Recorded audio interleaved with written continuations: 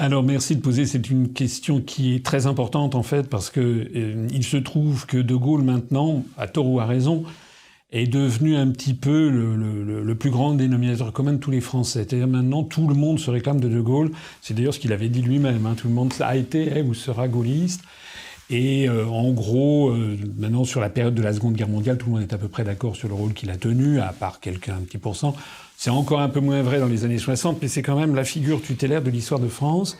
Et il y a un certain nombre de gens, notamment à droite, qui en effet se prévalent de Gaulle, et notamment d'un certain nombre de phrases qu'il a pu dire ici ou là, l'Europe de l'Atlantique à l'Oural, on peut extraire de tel ou tel discours.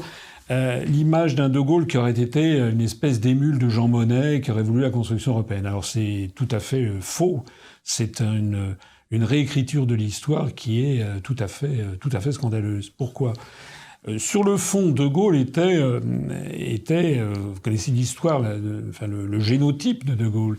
Il était d'ascendance, du côté de son père, d'ascendance française. Je crois que ça remonte jusqu'à Philippe Auguste, où il y avait un soldat près de Philippe Auguste vers 1210, 5 ans avant la bataille de Bouvines, qui travaillait déjà comme soldat du Royaume de France. Mais du côté de sa mère, il a une ascendance qui est européenne, si l'on peut dire, hein, c'est-à-dire des Flandres, c'est-à-dire d'Écosse, c'est-à-dire d'Irlande et même un peu d'Allemagne, si on remonte, voilà. Donc j'imagine que dans sa tradition familiale, il y a plutôt une certaine forme d'ouverture vers l'étranger. Néanmoins, De Gaulle, vous savez comment il a été formé, avec Péguy, avec Barrès, c'est quand même d'un milieu d'origine monarchique, donc c'est quand même quelqu'un qui a la France au cœur et qui, toute sa vie, veillera à la quintessence, je pense, de Gaulle, c'est l'indépendance nationale et la souveraineté de la France.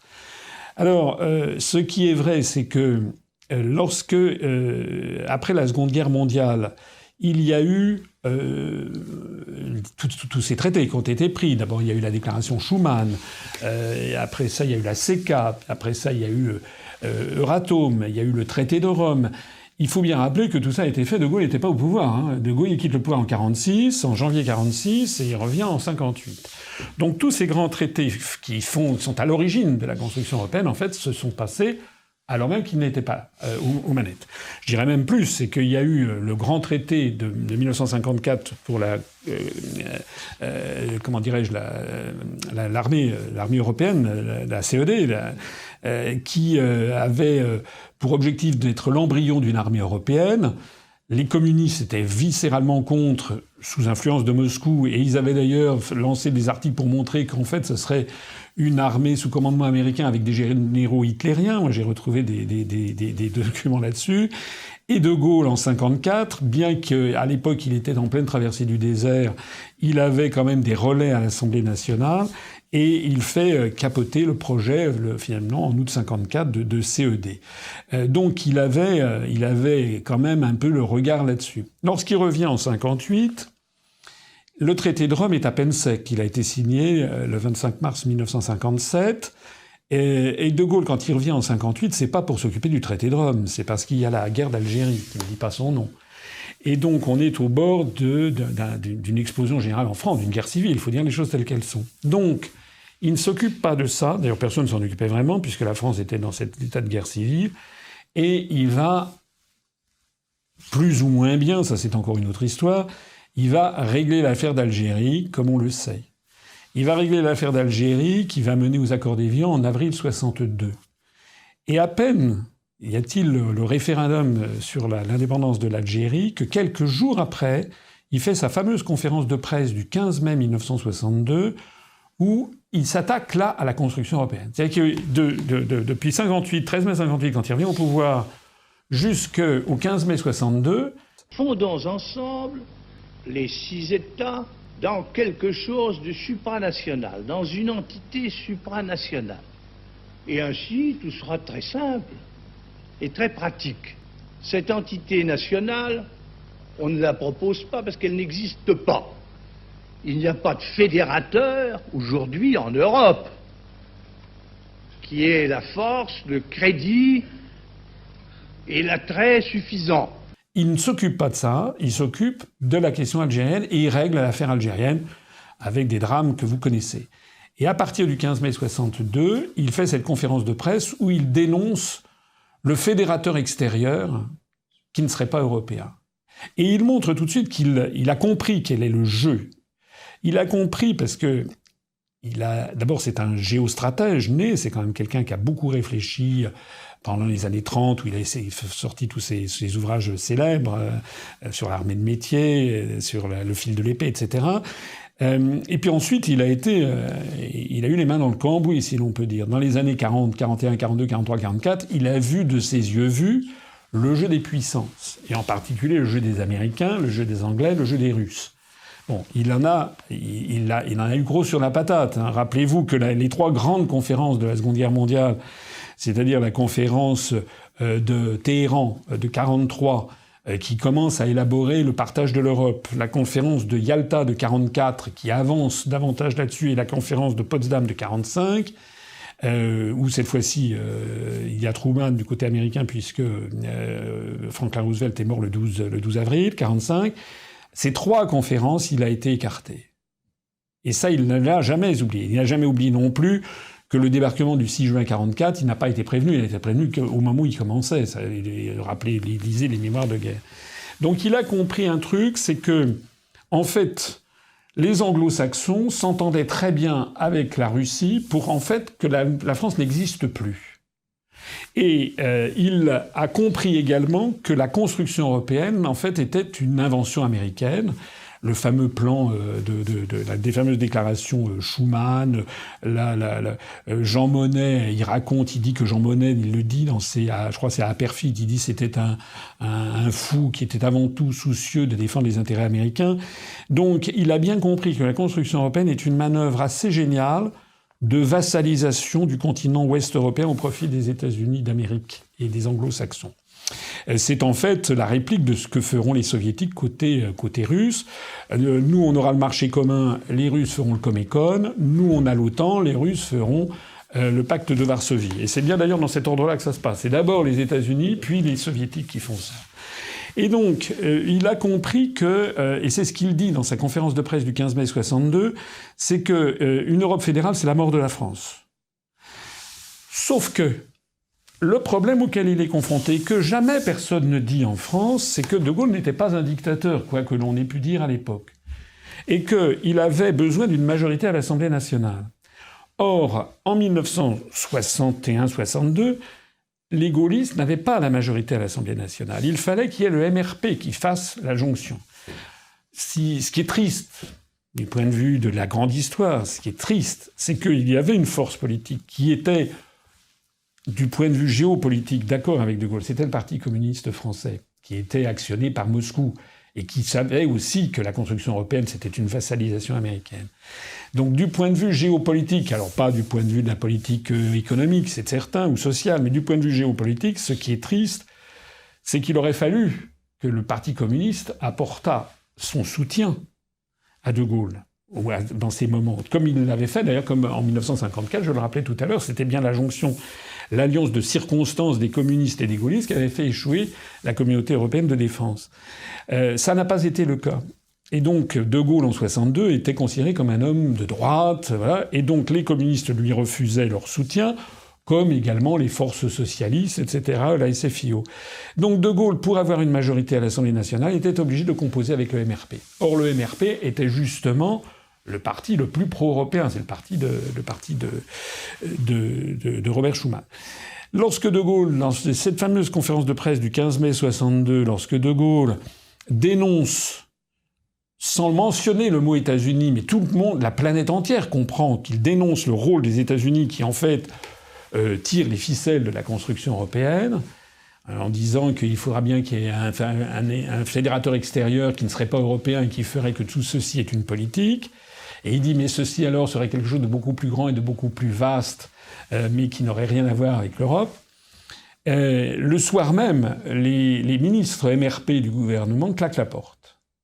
Et De Gaulle se trouve confronté, donc 15 mai 62, 20h30, il n'a plus la majorité à l'Assemblée nationale. C'est ça qu'il faut comprendre. Donc De Gaulle n'avait pas les moyens politiques, en fait, de rompre avec la construction européenne. c'est à ce moment-là que... Alors, il faut comprendre aussi autre chose, c'est que on est en mai 1962.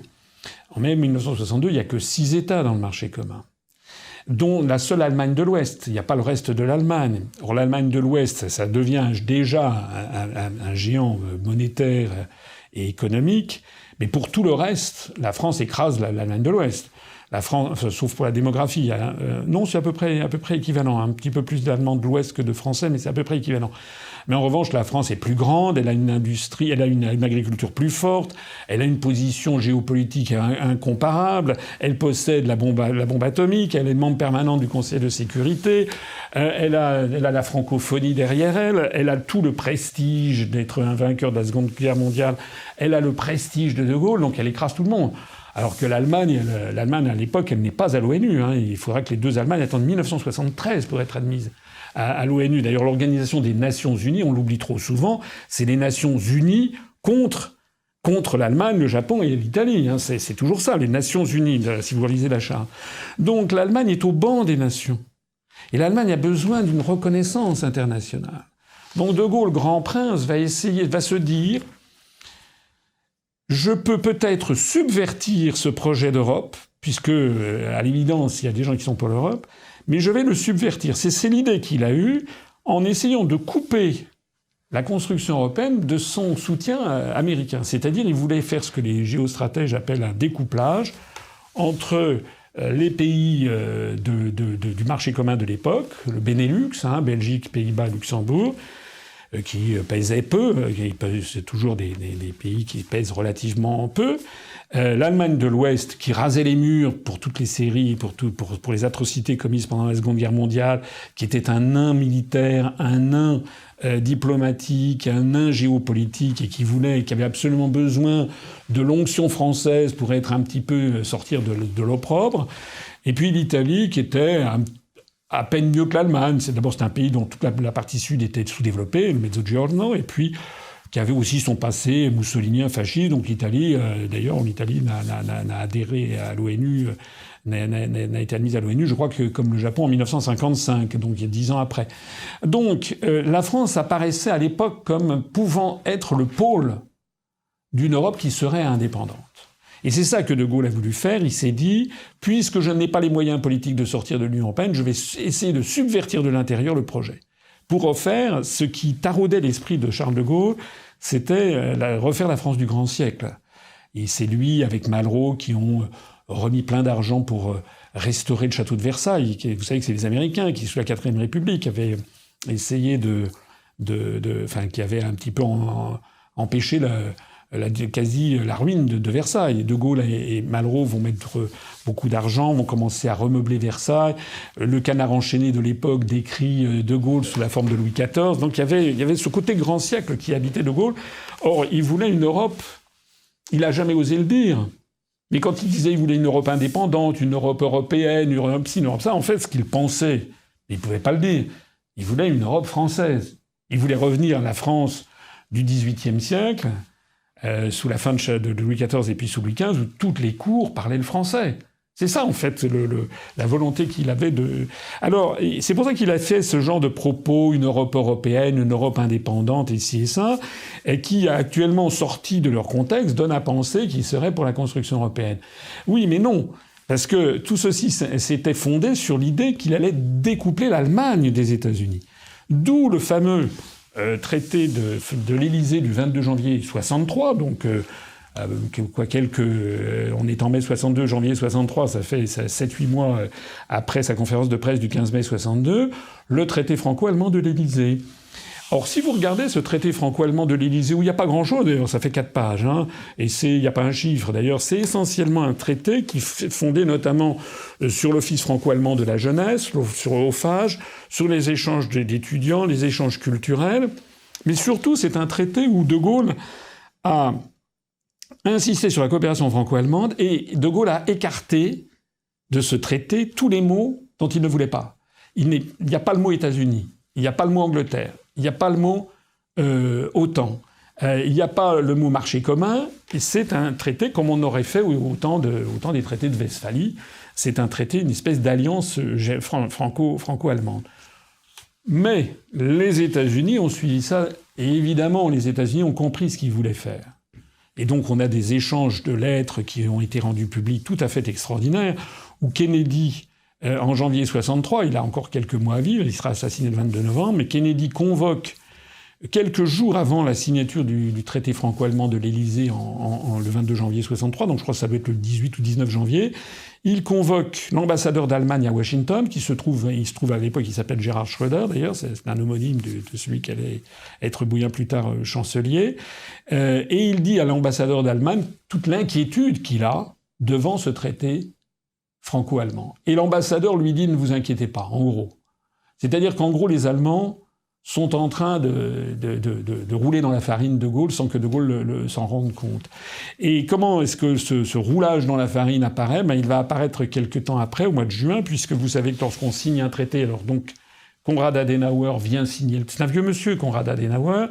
Il vient signer le traité à l'Élysée, on fait des flonflons, puis après, lorsqu'un traité est signé, il faut le ratifier. Il faut le ratifier par les parlements. Et lorsque ça va arriver devant le Bundestag en Allemagne, les Allemands sortent d'un chapeau, les députés allemands sortent d'un chapeau une déclaration interprétative qu'ils vont ratifier dans le même mouvement. C'est un véritable... c'est un scandale diplomatique.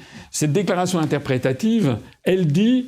Dans la mesure où l'Allemagne fait partie de l'OTAN, veut avoir une relation privilégiée avec les États-Unis d'Amérique, souhaite l'entrée du Royaume-Uni dans le marché commun, etc., etc., etc., dans ces conditions, nous signons ce traité. C'est-à-dire qu'ils l'ont ravalé au rang d'un truc adventice d'une stratégie qui restait bien la construction européenne pour les Allemands. De Gaulle dira, quelques années après, en 65, à Perfit, il dira « Les Allemands avaient été mon grand espoir ». Ils sont mon grand désappointement. Alors, il faut bien comprendre que c'est à partir de ce moment-là, d'ailleurs, qu'est apparu cette espèce de fantôme ou de mythe qui hante la politique française, qui est le couple ou le moteur franco-allemand. On nous bassine, on continue encore à nous bassiner avec le couple franco-allemand, le moteur franco-allemand. Rien ne pourrait marcher en Europe sans ce couple franco-allemand. C'était vrai qu'une entente entre l'Allemagne et la France en 1965 réglait la question dans l'Europe des six. C'est quand même beaucoup moins vrai maintenant, en 2021, avec 27 États. Mais surtout, ceux qui parlent du couple franco-allemand ne veulent pas voir quelque chose d'absolument fondamental. C'est que le moteur franco-allemand tel que l'avait conçu de Gaulle, c'était un moteur qui visait à faire de la France la puissance numéro 1. Et d'ailleurs, il avait dit, comme on possède la bombe, c'est nous, les Allemands, ça les embête, c'est nous qui serons forcément les numéros 1, puisque n'avaient pas la bombe, ne l'ont toujours pas, d'après le traité de Moscou de 80. Et donc le moteur franco-allemand servait à découpler l'Allemagne des États-Unis pour la placer sous la tutelle de la France. C'était ça la pensée gaulienne. Alors que le couple franco-allemand tel qu'il a fonctionné depuis lors, le moteur fonctionne exactement en sens inverse. C'est-à-dire qu'en fait, c'est la France qui est en train de passer sous la domination allemande, domination allemande qui est elle-même en lien parfait avec les États-Unis d'Amérique. Je pense que De Gaulle avait fait du wishful thinking, comme on dit maintenant. Il avait un peu pris ses rêves pour des réalités, mais ça peut se comprendre. Compte tenu des cartes qu'il avait en main, c'était pas fondamentalement absurde d'essayer de jouer sa carte. Mais il y avait quand même deux choses absolument fondamentales qu'il avait quand même sous-estimées, à mon avis. La première, c'est que l'Allemagne de l'Ouest est quand même coupée en deux. Il y avait des quantités de soldats américains en Allemagne. Donc l'Allemagne, découper l'Allemagne d'un pays qui est sous domination militaire états-unienne des États-Unis dans les années 60, alors que l'Allemagne de l'Est était toujours là, qu'il y avait Berlin et compagnie, c'était une gageure que de penser que les Allemands accepteraient de couper les ponts avec les États-Unis. Donc c'était voilà, ça pouvait pas marcher. Et puis il y a une deuxième chose, à mon avis, plus structurelle que De Gaulle a peut-être sous-estimé. Pourtant, il connaissait bien l'Allemagne. C'était un germanophone. C'est quelqu'un. Il avait la famille Kolb, je crois, K-O-L-B, qui est une famille allemande qui est dans la généalogie de sa mère. Mais néanmoins, il a sous-estimé un élément que je crois très important, c'est le côté allemand des Américains. On parle des Américains comme des anglo-saxons, mais anglo-saxons, c'est pas anglo. C'est pas des anglos, c'est des anglo-saxons. Saxon, ça veut bien dire ce que ça veut dire. On oublie trop souvent en France que les Américains ne sont pas des Anglais. À l'origine, ce sont des Anglais. Mais ensuite, il y a eu des quantités d'apports venus au XVIIIe, XIXe siècle du reste de l'Europe, beaucoup d'Irlandais, mais aussi beaucoup d'Allemands. Et des Allemands, vous avez des gens comme Boeing, comme... comment Comment Eisenhower. Comment il s'appelle Boeing, je l'ai dit, Marlène Dietrich, enfin on pourrait Henry Kissinger, des gens qui sont d'origine allemande, Donald Rumsfeld, tout ça sont des gens d'origine allemande. Si vous allez dans le nord des États-Unis, vous allez les grandes plaines du Nord, hein, vous allez dans le Wisconsin, dans le Manitoba, etc., il y a 40-50% de la population d'origine allemande. La capitale du Dakota du Nord s'appelle Bismarck. Bon. Donc, et d'ailleurs, dans l'esprit américain n'est pas l'esprit anglais. L'esprit anglais est un esprit plein d'understatement, de finesse, d'humour, d'ironie. L'esprit américain a un côté beaucoup plus... Voilà, ils ont intégré le côté un peu mécanique, très organisé, un peu cascaboulon des Allemands. Le marketing, par exemple, ou la taxinomie, le fait de faire des classifications, etc., ça, c'est vraiment d'origine allemande et ça a percolé dans la pensée américaine. Bon. Pour revenir à notre sujet, De Gaulle donc, a essayé de découpler l'Allemagne des États-Unis. En fait, c'est l'Allemagne qui a réussi. Finalement, l'exemple le montre, par ce couple franco-allemand qui marche dans le sens inverse de ce que souhaitait De Gaulle. Ce moteur franco-allemand, finalement, nous a placés sous la tutelle de l'Allemagne et des États-Unis. Alors, l'Allemagne, d'ailleurs, il y a un problème pour savoir quel est le rôle de l'Allemagne vis-à-vis des États-Unis. Ça, c'est une autre question. C'est exactement ce qui s'est passé. On le disait tout à l'heure, je disais, les Allemands avaient été mon grand espoir, ils sont mon grand désappointement. Lorsque De Gaulle, lorsqu'il s'est passé, je le disais tout à l'heure, au Bundestag, l'adoption de la déclaration interprétative. De Gaulle, il n'était pas bête. Il sait très bien ce qui s'est passé en juin 63. Il s'est bien rendu compte qu'il s'était fait avoir. Perfit rapporte des événements à cette époque où De Gaulle, il faisait comme si. Il avait bien compris ce qui s'était passé. Mais qu'est-ce qui se passe à ce moment-là ? C'est là où on voit le caractère à la fois stratège de Gaulle, mais aussi son côté tacticien. C'est qu'il se dit en son fort intérieur quelque chose du style « Ah bon, c'est ça. Eh bien, très bien, puisque c'est comme ça, on va changer, on va mettre en place un plan B. » Et c'est quoi le plan B ? Le plan B, c'est qu'il le dit d'ailleurs à Perfit, il dit la France le monde est vaste, et la France a un grand rôle à y jouer.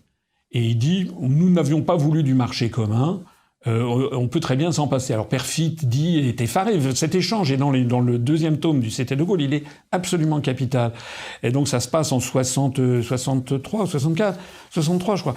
Et il y a Perfit qui dit, mais comment ça, on peut pas sortir du marché commun ? Et De Gaulle dit, mais si, on peut très bien sortir, c'est une foutaise, ça sera bien fait pour ceux qui ont voulu faire croire que c'était indispensable, on peut très bien se passer du marché commun, la France, le monde est vaste et la France a un grand rôle à y jouer. Et qu'est-ce qu'il va faire ? Alors ça, c'est absolument génial, si vous y réfléchissez, c'est que il convoque, on est en juin 63, il convoque quelques jours après Edgar Faure, et il demande à Edgar Faure d'être son missi dominici, son envoyé spécial à Pékin.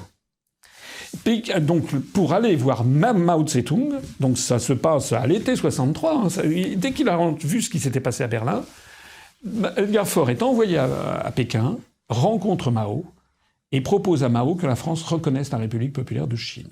Ce qui est quelque chose d'énorme, parce que il faut savoir qu'à l'époque, tous les pays occidentaux et les pays de l'OTAN avaient interdiction des États-Unis de reconnaître le régime de Mao. Donc tout le monde reconnaissait, le doigt sur la couture du pantalon, le régime de Taïwan qu'on appelait Formose à l'époque, avec Chiang Kai-shek. Voilà. La France n'échappait pas au lot. Il n'y avait que la Suède, je crois, qui avait reconnu, parmi l'ensemble des pays occidentaux, qui avait reconnu le régime de Mao, mais la Suède ne fait pas partie de l'OTAN. Donc De Gaulle, à ce moment-là, alors il y avait des pays en voie de développement qui avaient reconnu la Chine populaire, mais c'était une espèce de containment. Il y avait deux choses que les Américains imposaient. Il y avait ça, Et il y avait par ailleurs l'interdiction de faire du business ou d'avoir des relations correctes avec la Russie soviétique, avec l'URSS. On avait simplement le droit d'avoir des ambassades, mais c'était le containment. Il fallait pas... Et De Gaulle va prendre le double contre-pied.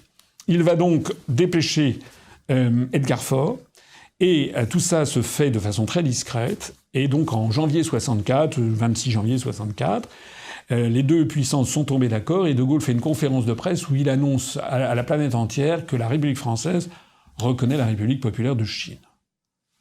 C'est un coup de tonnerre énorme, énorme. Les États-Unis sont fous de rage. De Gaulle raconte qu'il voit des émissaires d'Allemagne, d'Italie qui disent « Ah, vous avez bien raison », mais eux, ils osent pas faire ce que De Gaulle vient de faire. Hein, c'est là où De Gaulle dit « Mais enfin, on peut pas faire une Europe indépendante avec des gens, avec des colonisés qui ne veulent pas cesser d'être colonisés. L'Europe est devenue une colonie américaine sans même que les Européens s'en rendent compte. » Et donc là, il fait un coup de tonnerre extraordinaire qui, je sais pas à quoi on pourrait comparer. C'est un peu comme si le président de la République française entamait ces jours-ci une grande visite d'État en Iran, par exemple. Enfin, c'est un truc, vous voyez, ou au Venezuela. Enfin, et encore, parce que c'est la Chine. C'est un truc incroyable. Et De Gaulle dira d'ailleurs, il n'est pas exclu qu'au prochain siècle, au siècle prochain, la Chine redevienne ce qu'elle a toujours été dans l'histoire de l'univers, la première puissance du monde. Il a raison, c'est exactement ce que l'on constate.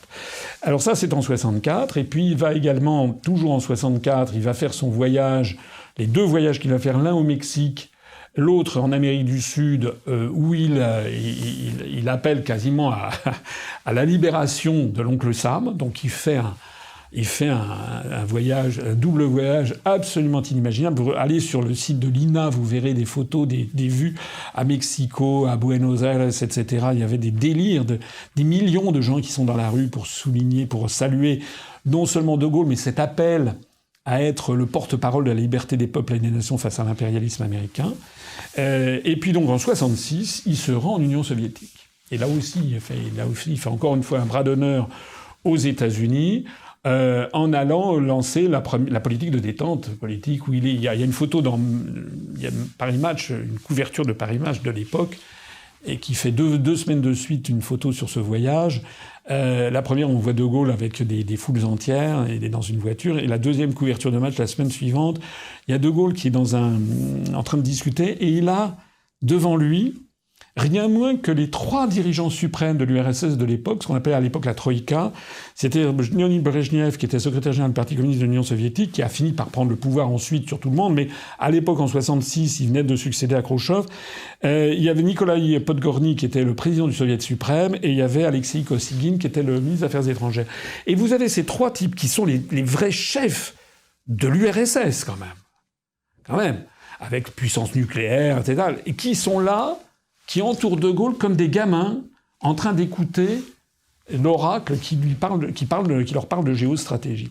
Et le voyage de Gaulle est un truc extraordinaire, d'ailleurs dont on aura eu des retombées. Il commande le procédé de télé en couleur SECAM à l'époque, qui est un procédé français.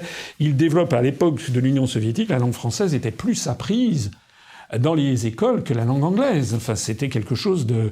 En plus, il jouait sur l'attirance traditionnelle des Russes pour la culture française.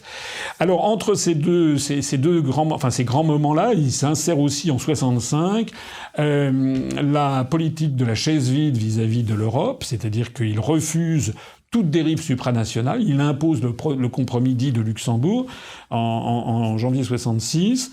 Et puis, il va également lancer la politique de l'étalon or, c'est-à-dire qu'il voit bien qu'avec la guerre du Vietnam, les États-Unis commencent à produire beaucoup plus de dollars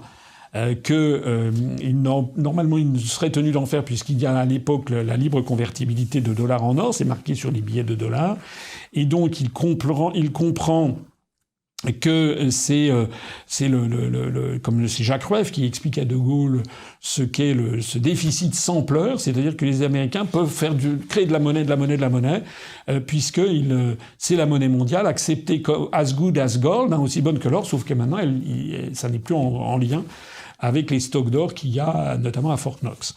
Et donc De Gaulle voit la menace, il se dit les Américains vont pouvoir tout acheter puisqu'il n'y a plus de limite. Et donc il décide d'envoyer des unités de la marine nationale, de la Royale, bourrées de dollars en billets de banque, qu'il envoie aux États-Unis, et dans le port de New York, il demande donnez-nous des lingots d'or en échange. C'est assez spectaculaire. Enfin, c'est des choses qu'on n'imagine même plus à notre époque. C'est spectaculaire. Et donc, ce faisant, De Gaulle devient la bête noire de Lyndon Johnson. Voilà. Donc, les Américains se jurent de faire mordre la poussière à De Gaulle, qui est en train excusez-moi l'expression, mais de foutre le bordel un peu dans tout le camp occidental avec tout ça, parce qu'il est en train. De Gaulle veut absolument dynamiter la logique des blocs. Quand il ira, la fameuse phrase « l'Europe de l'Atlantique à l'Oural », c'est à Varsovie qu'il va y aller. Il fait un voyage extraordinaire aussi à Varsovie, où il est accueilli comme un libérateur des Polonais. Et c'est un coup porté contre l'hégémonie soviétique. Donc en fait, il prend un malin plaisir à essayer de dynamiter ce système du duumvirat sorti de la Seconde Guerre mondiale, et pour faire apparaître la France comme le troisième grand, la troisième voie.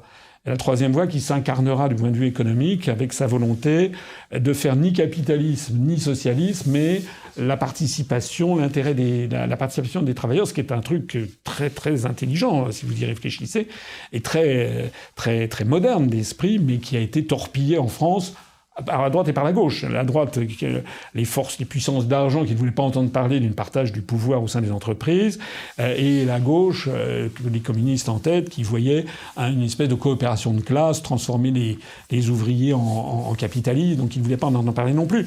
Mais ça montrait vraiment l'idée, quand même. Enfin, c'était un chef d'État qui avait une vision grandiose sur le rôle de la France.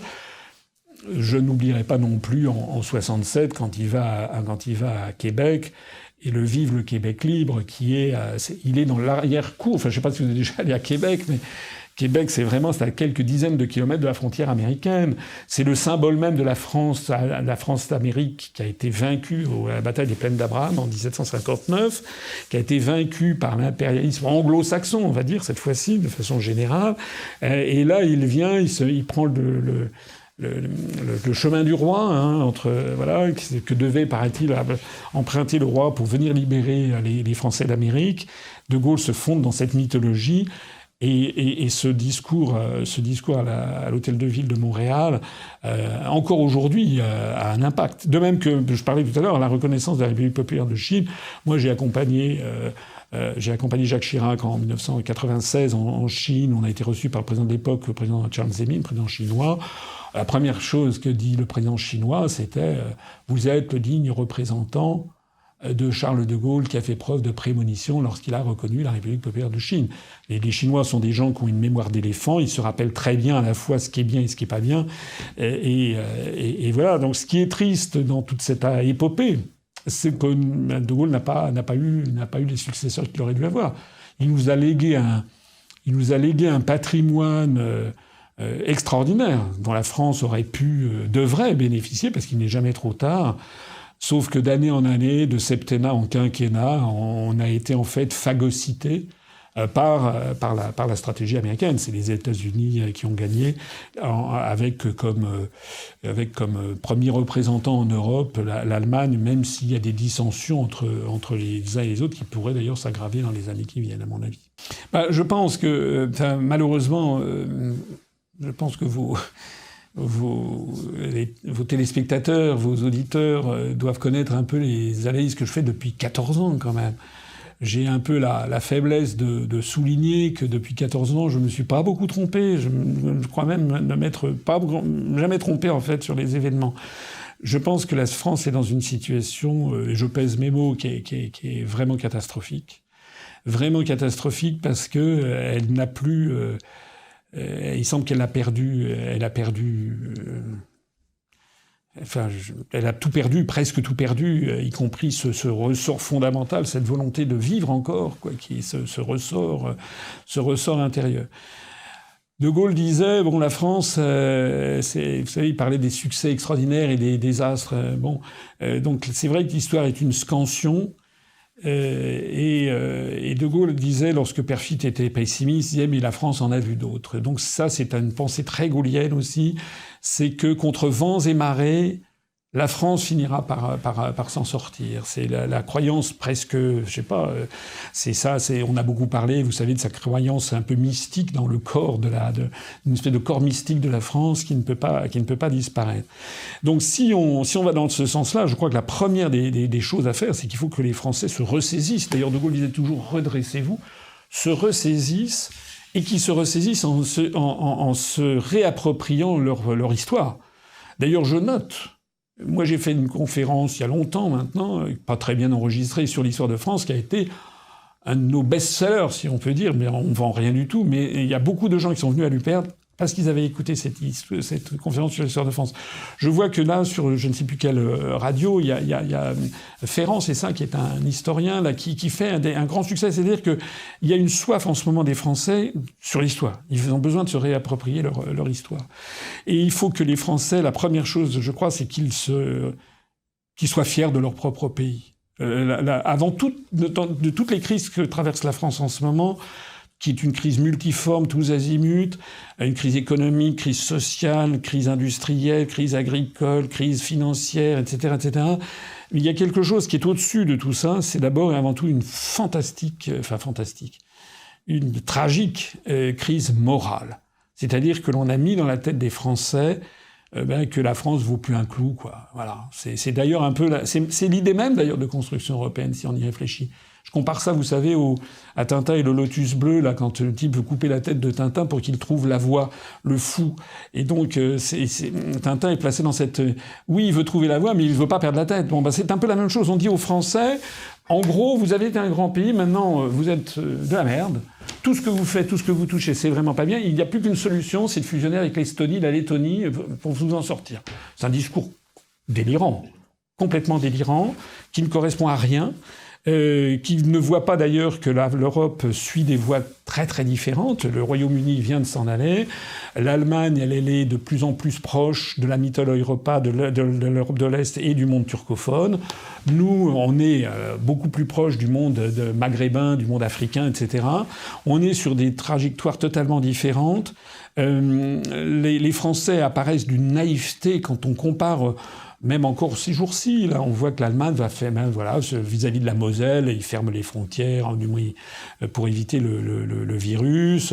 L'Allemagne, en ce moment, est en train de rénover la grande statue de Bismarck, qui est à Hambourg, qui est une statue de 34 mètres de haut. C'est quand même un immeuble de 10 étages. Ils font ça pour le 150e anniversaire de la proclamation du Deuxième Reich dans la Galerie des Glaces à Versailles.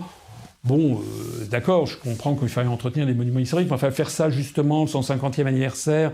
Bon, on voit bien que l'Allemagne considère que la France n'est plus un partenaire fiable du tout. C'est d'ailleurs ce que pensent les Russes. Vladimir Poutine le fait savoir quasi ouvertement. Pour lui, en Europe, il n'y a plus que l'Allemagne qui est un partenaire sérieux. Le reste, c'est zéro. Donc tout ça pour dire que la première chose à faire, le premier moyen opérationnel, c'est déjà... que les Français retrouvent la fierté de leur propre pays et croient encore dans la France. Voilà. C'est ce que De Gaulle finalement disait aussi. Hein, la flamme de la résistance ne doit pas s'éteindre, elle ne s'éteindra pas. Et cette fameuse phrase aussi, il disait 2000 ans d'histoire sont là pour attester qu'on a toujours raison d'avoir foi en la France. C'est son discours d'Alger, je crois, de 1943, parce que déjà en 40, 41, il y avait des gens, des forces qui pensaient que la France c'était terminé, quoi, c'était fini. Donc le premier modus operandi, c'est ça, c'est de dire aux Français, la France est un grand pays. D'ailleurs, c'est un grand pays vu du reste du monde. Alors certes, on n'est pas un super grand, mais on est quand même sur les 195 pays aux Nations Unies, on est quand même la 6e ou 7e, ça décline malheureusement. Puissance économique mondiale, on a quand même une des 2 langues de travail de l'ONU, on a une langue qui est parlée sur les 5 continents, on a la 2e zone économique exclusive en mer, on a encore... Donc, si la France est trop petite, comment font les autres ? Et on s'aperçoit que dans le monde, il n'y a aucun rapport entre la taille et la puissance. Vous avez des pays qui sont très, très, très grands ou très peuplés, je pense au Bangladesh par exemple, ou au Pakistan, ou à l'Indonésie, que ce sont des pays qui ont un rôle, mais bon, c'est pas. Vous avez en revanche des tout petits pays microscopiques qui ont un niveau de vie extraordinaire et qui ont une très grande influence. Je pense à Israël, je pense à Singapour, je pense à la Corée, je pense... Et aller dire aux Singapouriens qu'il faut qu'ils fusionnent avec les 26 pays alentours, ou aller dire à Israël qu'il faut qu'ils fusionnent avec les 26 pays alentours pour être grand. Non, c'est se moquer du monde. Et ce qui fait la puissance c'est comme un être humain, il faut déjà être bien dans sa peau. Donc ce qu'a fait De Gaulle, fondamentalement, de 1940 à 1969, quand il a quitté le pouvoir, c'est qu'il a, ce moment de l'histoire, il a redonné aux Français confiance dans leur propre pays. De Gaulle pensait que le début du déclin de la France, de la grande nation, il faisait remonter ça aussi loin que 1812-1813, la retraite de Russie. Il pensait que c'était là qu'il y avait quelque chose qui avait été cassé en France. D'autres font dater ça de 1870, de Sedan. D'autres font dater ça du chemin des dames, 1916, 1917, et l'apparition du canard enchaîné, donc cet état d'esprit d'autocritique permanente. Et De Gaulle, il a lutté contre ça. Il a mis toute son énergie à chaque fois qu'il a été au pouvoir. Alors il a fait des choses plus ou moins bien, mais enfin globalement il a mis toute son énergie à sauver la patrie. Et je crois que c'est ça que les Français ils attendent, c'est d'être dirigé par un président de la République dont ils sentent qu'il n'a qu'une ambition, c'est de redonner à la nation française sa place, sa grandeur et sa perspective historique, sa perspective de vie. N'ayez pas peur, la France a de l'avenir, c'est ça que les Français. Ils n'ont pas besoin d'avoir un président de la République, ils ne veulent surtout pas un président de la République dont on a l'impression, comme avec Macron, qui déteste la France et les Français, en fait, et qui n'a qu'une envie, c'est de fermer boutique, quoi. C'est ça le drame numéro un. Et à partir du moment où, comme dit l'autre, comme dit Jean Bodin, il n'y a de richesse que d'homme, à partir du moment où les Français, pas tous, bien sûr, mais qu'il y a une armature de Français qui reprendront vraiment confiance dans la France, en se disant que notre pays est un grand, grand pays, mais à condition qu'ils défendent ses intérêts nationaux, qu'ils défendent sa vision du monde, sans concession, ce qui ne veut pas dire du bellicisme, mais ça veut dire ne pas arrêter d'être naïf, arrêter d'être toujours le larbin de Washington, le larbin de Berlin, le larbin de Francfort, le larbin de Bruxelles, etc. C'est une position d'ailleurs de larbin qui est devenue tellement maintenant congénitale chez nos dirigeants qu'ils se font les larbins aussi bien à Washington qu'à Moscou, qu'à Pékin. Voilà, c'est à partir du moment où vous commencez à vous mettre à quatre pattes, vous mettez à quatre pattes devant tous les dirigeants de la planète. Donc il faut que les Français se redressent. Et moi, je pense, vous savez quelles sont mes positions, c'est que je pense que ce grand phénomène ne pourra se produire que lorsque les Français auront compris qu'il faut qu'ils sortent de l'Union européenne, qu'ils sortent de l'euro, qu'ils sortent de l'OTAN, et qu'ils se réapproprient en tant que puissance souveraine. Voilà. Maintenant, c'est l'histoire qui va décider.